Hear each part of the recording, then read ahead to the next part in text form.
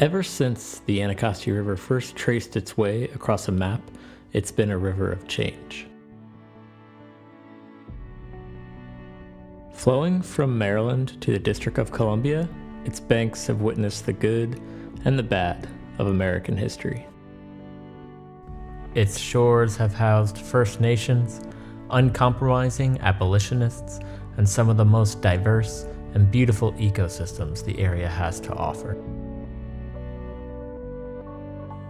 Once known as the Forgotten River, we at Anacostia Riverkeeper, with help from the District Department of Energy and Environment, want to bring the history, the change, and the true nature of the Anacostia to you. The true beauty of the Anacostia and its waters have been hidden from our communities for too long. Together, let's explore our Anacostia River.